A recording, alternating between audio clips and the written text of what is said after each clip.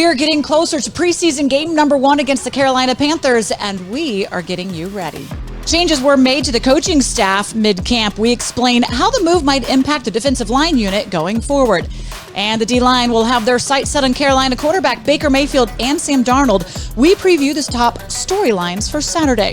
Plus, we take a look back at the best moments on the field through the eyes of our former players on our training camp field pass. And we determine what a successful preseason performance looks like for quarterback Carson Wentz ahead of his Commanders debut.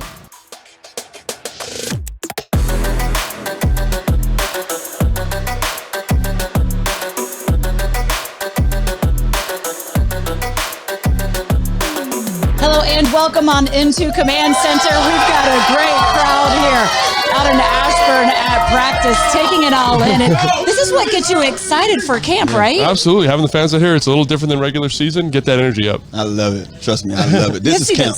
Yeah, although Santana walks around with his own personal bodyguard, making sure that he is safe. Do you guys remember your preseason debut? Because it is coming up Saturday. Absolutely. For me, I got to play 10 games against Buffalo. First preseason game. Didn't think I was going to play. Got in there, first NFL game, great memory for me. Yeah, I remember mine. Mine happened my second year in the league. My first year I was injured during the preseason, before the preseason started. But I was looking forward to it, man. I went out there and I had a pretty productive game. Looking forward to that again Saturday. And then, of course, before we know it, the Jacksonville Jaguars will be here at FedEx Field for September 11th, the regular season. But we are still evaluating the roster, who's going to make that 53, and for head coach Ron Rivera, that also includes his coaching staff. So before we do get to the game, the team did make a move this week. The Commanders have parted ways with defensive line coach Sam Mills, and they promoted assistant D-line coach Jeff Scanina to take his place. Scanina has been with the team since 2020, but if you combine his playing experience with his years as a coach, he brings over 24 years of experience to the room. I made a change on our coaching staff. I relieved Sam Mills of his duties, and just a difference in philosophy for the most part, and we'll go from there.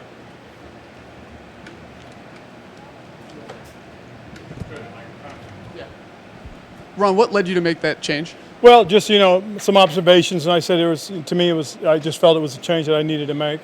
Feeling there was a little bit of difference in the philosophy. What were those differences in philosophy? Well, I'm going to keep to myself. What will be your focus, to get these guys ready for week 1? I mean, nothing's going to change. We're doing the same thing. We're not changing defenses. We're not changing techniques. We're just moving forward. I was brought here to help win a championship, and that's the main goal. I'm not changing anything. I am who I am. I don't, what you've seen the last few weeks, last couple of years, that's what you're going to see. One thing I've learned in the NFL is that nothing is unusual. You got to learn to expect the unexpected, and as soon as you get comfortable, the NFL will surprise you. So, going into my 6th year, there's very few things that can surprise me in the NFL anymore. I've seen some of my best friends get cut, seen some guys who I thought for sure were great players not make it for whatever reason or another. So, it's really hard to surprise me going into year 6. At this point in the season in training camp, usually you're probably saying goodbye to a teammate, not necessarily a coach. Those moves are typically made at the end of the season. But head coach Ron Rivera decided now was the time to make this move before they get too far. What do you make of the decision? I think it's an unusual time to make the move. There was rumblings about people being unhappy with him in the context of the D-line room, so it's not totally surprising. I think the timing of it, right? If you want to make this decision, do that back right after the season ends, make that move then. Obviously, like you mentioned, Scanina's an outstanding coach, a lot of experience, really good motivator for the room. He runs all the individual drills, he runs a lot of the meetings, so not going to be a huge loss. Just kind of a strange time to make the decision, I think. Yeah, it's a strange time, and it's a tough move also. When you have love for a guy like Mills and just, some of the experience that you have with him or you share it with him, you never want to see a guy get fired. So, I wish the best for him going forward, but you also have to think about your team, and I think that's what Ron's doing. So he has 24 years in the NFL, 17 years as a player. Man, he is a fireball out there with that D-line unit. Would we anticipate anything being different with him taking over? That's kind of why you make the move, right? Yeah, I do think a guy of his caliber of experience, I think he's going to be good in terms of motivating and kind of keeping those guys in line with schematic stuff. You know what I'm saying? Because they trust what he's saying. Yeah. He's been there. He's been in the trenches. He understands the difficulties of playing the position. So getting his experience there is going to give him credence, give him credibility. I think those young guys will follow him. And then you got to think about it. I think he's a different, communicator. He's a guy that might speak out a little more than the other guy might Very have. boisterous, yeah. And so when you have a coach like that, you never want to be that guy that he's talking to. So it's going to be pretty interesting just to see how that defense, take on how he brings Right. it. Well, look, the D-line is the strength of this team. We've known that for quite a few years coming in here. And last season, granted, they were down Chase Young halfway through the season. Of course, Montez Sweat was not out there as well. They had to go through a really big rotation in depth, but at that same time, they did not perform to the level that everybody had anticipated and hoped and that they had the potential for, even though we know potential in the NFL is a bad word. They do want more out of that unit, so a change was made. Well, preseason game number 1 is coming up on Saturday against the Carolina Panthers, the first chance for fans to see Carson Wentz with his new offense in game action. The Panthers also with a new quarterback of their own. Trading for former first overall pick Baker Mayfield this offseason, and he joins a quarterback room in Carolina that already includes Sam Darnold. So let's talk about preseason game number 1, the game not necessarily about the final score, but of course more about executing the coach's game plan. With that being said, what are you looking for this game to give you a confidence that the team is going in the right direction? Well, I think that first drive is going to be critical. And, like Tana, you remember this, like when the starters play, you want that first drive to be seamless. You want them to convert on third down. You want them to get a big play. You want them to score points, field goal or touchdown. You just want to look like there's a mastery offensively. And defensively, you want to get off the field on third down. It sounds really simple, but just kind of that level of confidence in those situations with that first group specifically shows a lot about where this team is at. And like he said, it sounds simple, but it's so huge. I remember, being a part of that first team, and you go out there and you get that first down, you're so ecstatic because you know that we got the job done. Yeah. The fans might not be pleased with just that, but we know that we coming out here for at least a few plays, and we want to make sure that we can move the ball and be successful at getting the first down. No 3 and outs. No 3 and outs. We want to sustain some long drives Yeah. in the preseason, be able to kind of assess really where this team is. Now for the defense, they'll be going up against not just one starting quarterback, but basically 2 with Baker Mayfield and Sam Darnold. How does that help this unit in preparing and understanding where they're really at? Well, I think Sam Darnold being a starting quarterback is somewhat debatable at this point in his career, but I think it is good to get like a quality starter, a guy who's played a lot, and it's a good measuring stick for the depth of the roster, right? We talked a lot about the depth and determining where that's at. That's going to be a really good indicator for this team to kind of get a guy who's played a lot of football, not going to be flustered by unusual coverages. I think that'll be a nice tool. Great measuring stick, and then it's good for those guys who are pretty much young and that watched him, do his thing for years. Yeah. They're chopping at the bits to go out there and rattle him. They want to make sure that they can get in his head early, get their hands on the ball, and just get after him. So it's going to be great for those guys that's coming in, those 2 and 3 guys to come in and really make some plays against guys like that. You talk about the young guys. What can we kind of expect from the rookies? It's going to be their first time in live action in the NFL. Are there like extra nerves that go into this? Could there be extra mistakes that potentially come from that? Or is this where you kind of see, hey, this is why we're here? This is a real football game for those guys. Not the guys who's going to be probably playing, week 1 and is going to have huge roles. But those guys who are fighting for a spot, this is a real football game. I'm talking about, look, they're going to eat right this week. They're going to sleep right the day before the game. And they're going to go out there and play with their hair on fire. And that's what I always got up for. I used to be that guy on the sideline, eating my hot dog or my popcorn or something, watching those guys go out there and perform, because I had high aspirations for guys like that to make the team. So I'm going to be watching, making sure I can see what these guys, got in store. Can you visualize that right now? Santana just munching on a hot I was dog. there. I was on the field. He was eating the hot dog. I was like, oh, cool. I guess I'm fighting for my life while he's having a hot dog. I wasn't even sure Santana eats hot dogs. I mean, this guy's working out every single day. But okay, if you say so, Santana. But look, it is the difference of those coming in expected to be a starter and those coming in fighting for a roster spot. Well, the team did release their very first depth chart of the season. How much weight do we put into it? Well, not too much, but let's go ahead and take a look anyways, because it's out there. New guards Andrew Norwell and Trey Turner replaced Brandon Sheriff and Eric Flowers on the offensive line. No surprise at wide receiver, Terry McLaurin, Curtis Samuel, and rookie Jahan Dotson all cracking the starting lineup.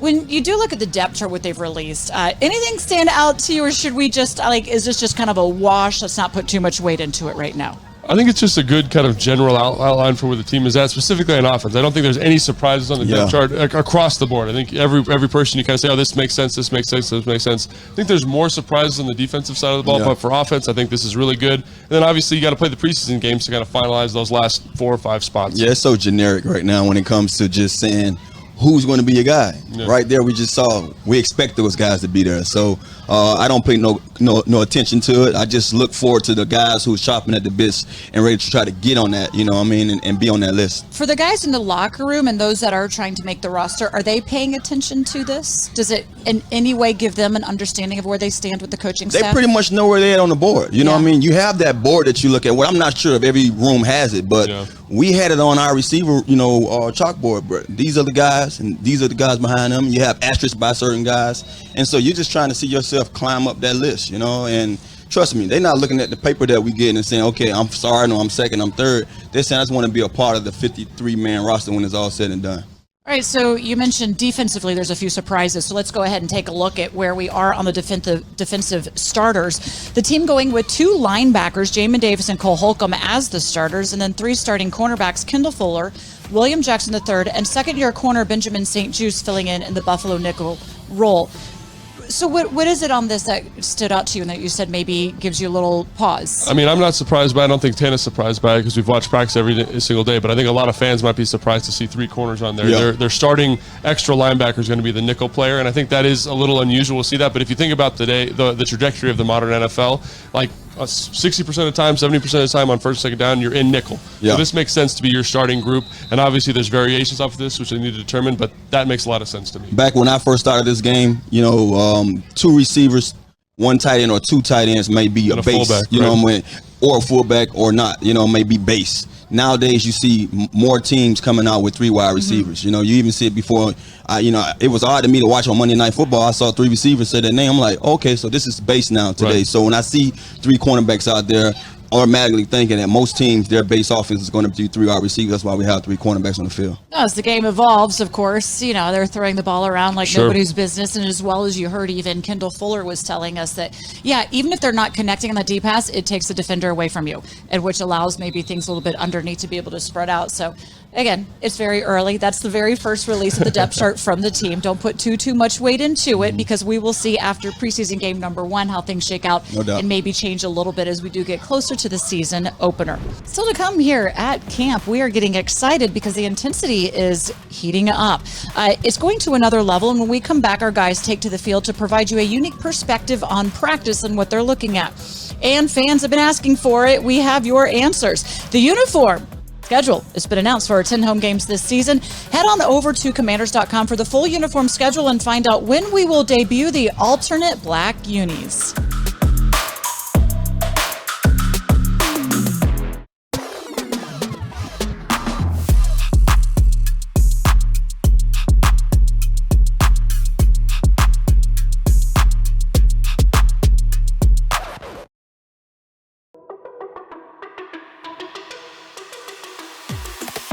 Who on the team will you not let babysit your kid? Oh, shoot. You gotta think about that. Mata. I would have said Sweat, but Sweat got a kid now, so I know he done changed. So, The run Payne for sure. Yeah, Payne. Cammy already know. And Shaka. Shaka came. Yeah, Shaka that's came the D-line, babysit man. my- Yeah, that's the D-line, boy. D-lineman, none of them can babysit no kids. I'm gonna go Payne. Cameron Cheeseman. I don't know what's gonna happen with that kid. Show it side.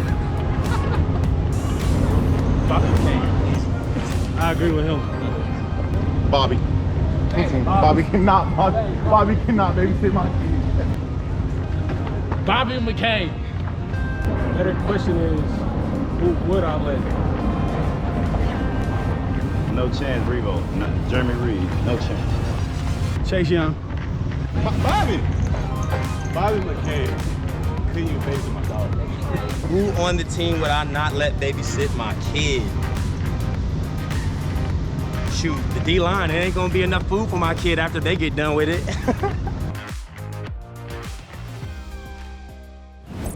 Sounds like we're going to have a little conversation with Bobby McCain, and for all the parents of the kids out here, if you see him, make sure you keep the young ones away. But of course, all in good fun. Now, we do open up practice for fans to come on out, but do you really know exactly what you're looking for or what the coaching staff is looking for, what the players are really working on? Well, if not, that is why we brought about our experts, the former players, to break down what is happening on the field. Here is your Field Pass.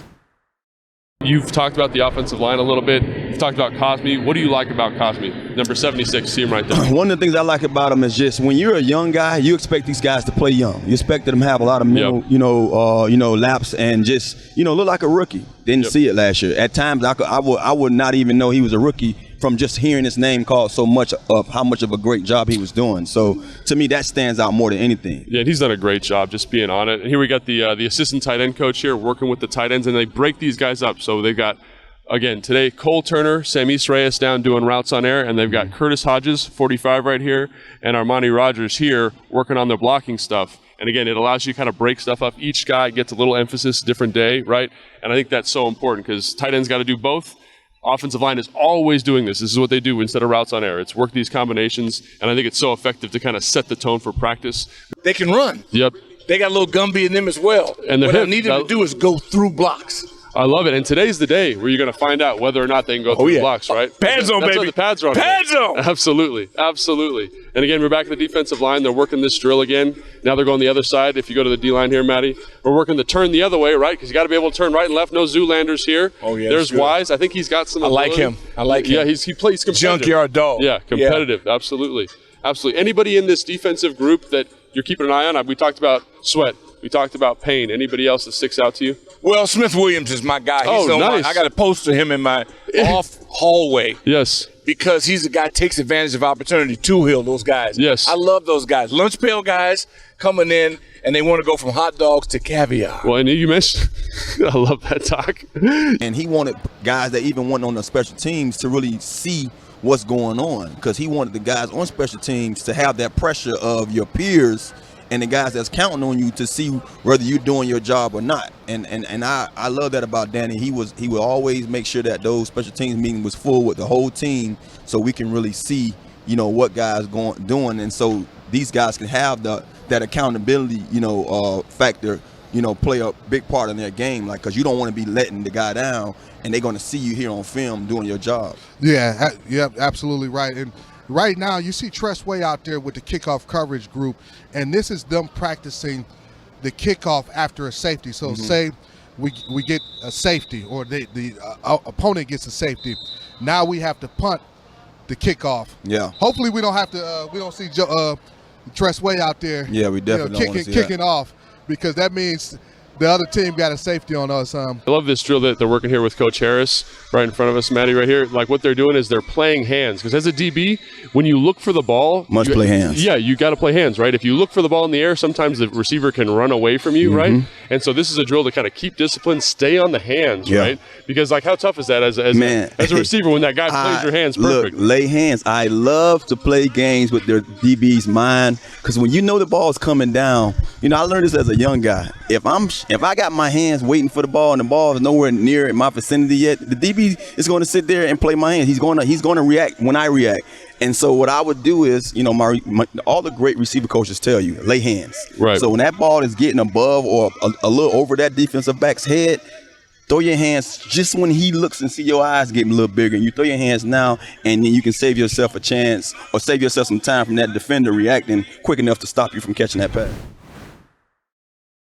You can catch more of our Field Pass each and every day on our Command Center Camp Coverage stream. We break down all the action from the field and cover all the top storylines related to camp. You can watch on the team's YouTube channel, and if you're out at practice, make sure to use the hashtag HTTC when posting about your experience. We'll be featuring it on the streams. Still to come, how much do we want to see Carson Wentz and the starters play this weekend? We return with our final takes on preseason game number 1 after this quick break.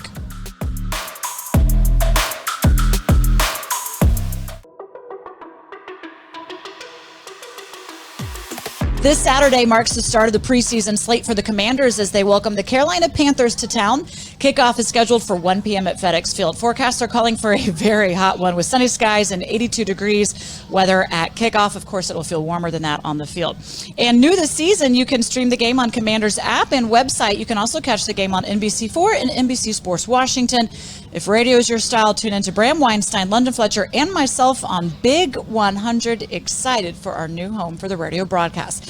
Let's play a little game here with Logan and Santana. We're going to fill in the blank for Saturday's preseason opener. A successful day for Carson Wentz looks like Logan.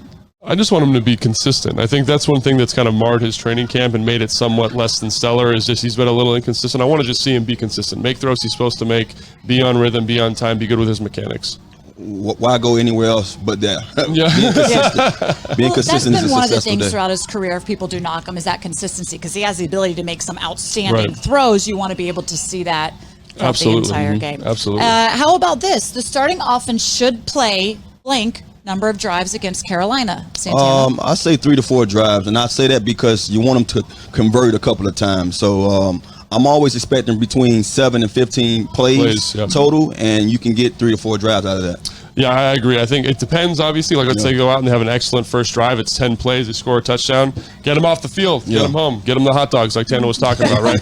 But if they struggle a little bit, you got to get them out there a little bit more. Let them see a rhythm. They might end up with 20 plays, which is a little bit more than you'd love. But, again, you want to see some kind of rhythm and consistency. And you want to keep them healthy as well. What about on defense? A successful day for the defense means, Logan? Getting a 3 and out. 3 and out. Get out of there. Out Maybe the 2 gate. of them. Get out of it. Get done. Get the hot dogs. Say less. You said it. We're going to make sure in the preseason we will have hot dogs on set for Santana when he comes on out. How about a player I'm most looking forward to watching play is Santana? It's a big one.